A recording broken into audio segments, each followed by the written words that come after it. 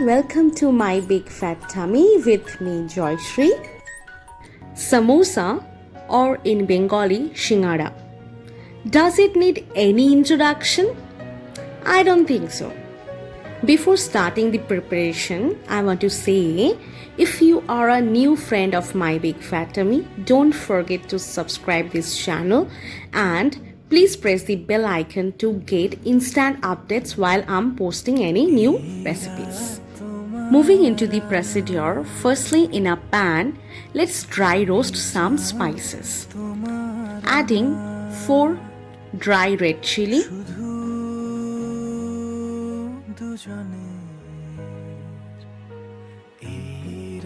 after few seconds, adding 2 teaspoons of coriander seeds and 1 teaspoon of cumin seeds.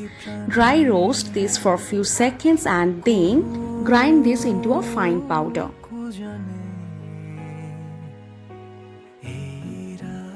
Now in a pan, add 1 tablespoon of oil. Here I have used rice bran oil. Roast half cup of peanuts.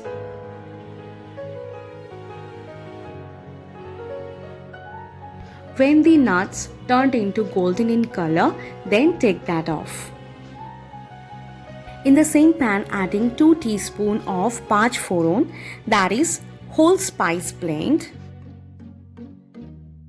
After 5 to 6 seconds, add the boiled or half mashed potatoes.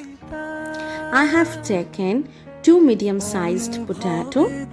After peeling the skin, I have cut the potatoes into small portions. This will help me to mash on the pan itself.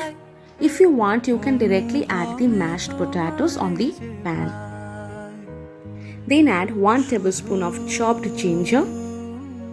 Combine this very well, and I would like to add that the whole preparation was done under low to medium flame. So please don't keep your flame on high. Add salt as per you need.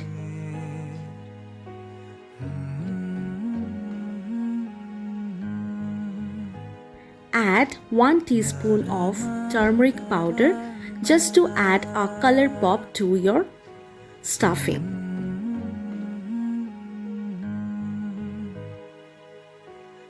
Add 3 teaspoons of grinded spices which we have made before starting this preparation.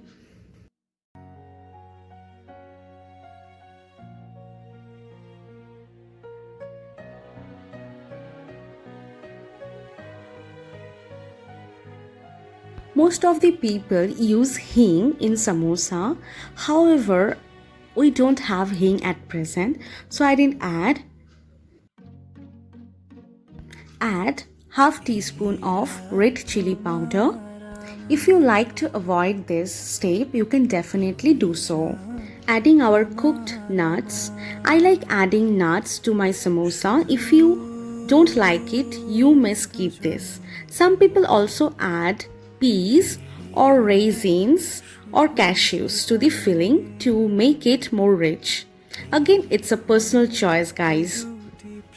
I have added about 2 tablespoons of water as I felt that this filling is much dry as I expect. So just to make a sticky one, I have added that much water. If you feel that you have made your filling as you expect, then please don't add water, or else this will make a disaster to your samosa filling. Even though the process of making samosa is quite straightforward and easy, there are some certain things that you should keep in mind while making these at home. I am excited to share all my tips with you guys. So first of all, mixing the oil with flour is important. Please don't overwork the dough. Dough should be stiff. Let the dough rest for around 40 minutes before you make it. To make this dough, to a large bowl add 2 cups of refined flour, 1 teaspoon of ajwain, salt as per you need. Add 1 tablespoon of oil and then start mixing with your fingers. Rub the flour with oil until the oil is well incorporated in all of the flour. Do this for at least 4 to 5 minutes. To check the mixture, press some flour between your palm. It should form a shape, means oil is enough and well incorporated. Then start adding water little by little and mix to form a stiff dough.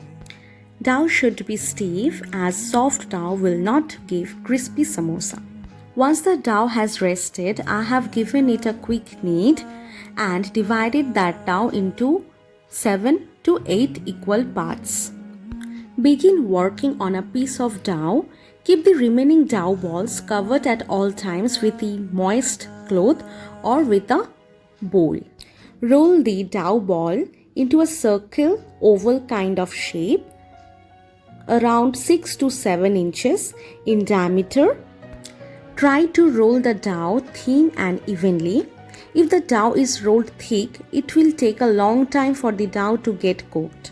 In fact, don't roll it super thin too, else the dough will tear apart when you fill it. Cutting this circle oval kind of shape into 2 parts, take one portion and apply little water on the straight side or edge. I usually mix some flour with water so that this forms a nice glue. Then bring the 2 ends of the straight edge together and pinch them to form a cone.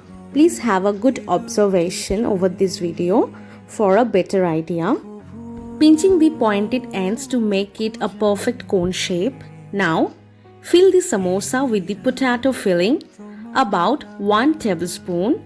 Don't overfill the samosa, please. We all love potatoes, but in this case we will have 2 samosa rather than having 2 tablespoons of potatoes in one samosa. Then again apply water all around the circumference of the cone as we have to seal it. Pinch the opposite side, that is side opposite to where you pinch to form the cone.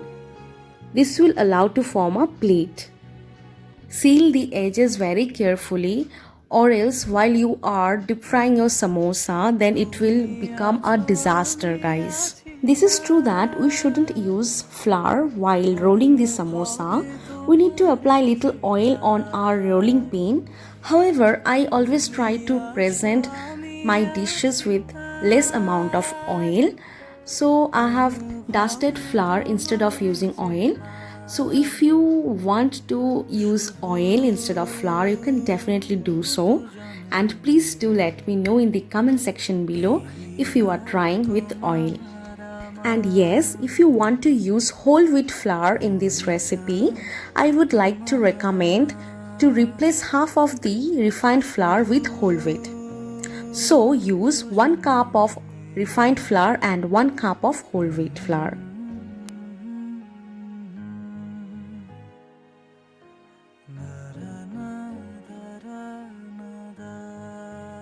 Our samosa is almost ready. Repeat with the remaining dough and always remember to keep the filled samosa covered with any moist cloth while roll, and in fact fill the others. Heat oil in a karhai or a wok on low heat. To check if oil is ready or not, drop a small piece of dough into the oil. This should take few seconds to come up. That means your oil is ready. Then drop the shaped samosas in your oil. Please try to fry on low heat. After around 10 to 15 minutes, the samosa will become firm and light brown in color.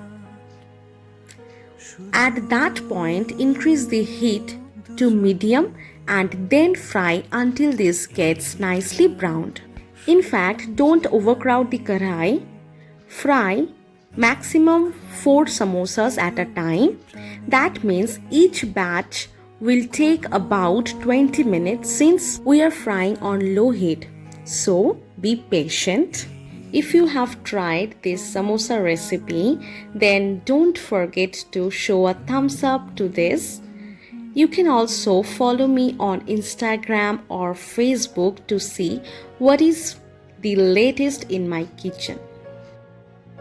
Now let's enjoy these hot samosas with some chutney or our favorite puffed rice, that is muri.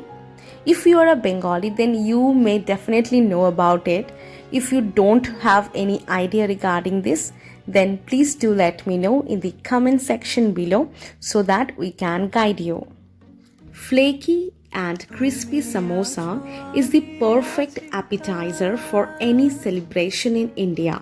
So let's not hold back and cook this amazing appetizer this weekend. Please don't forget to share your experience with this recipe with my big fat tummy. We'll come soon. Till then, take care.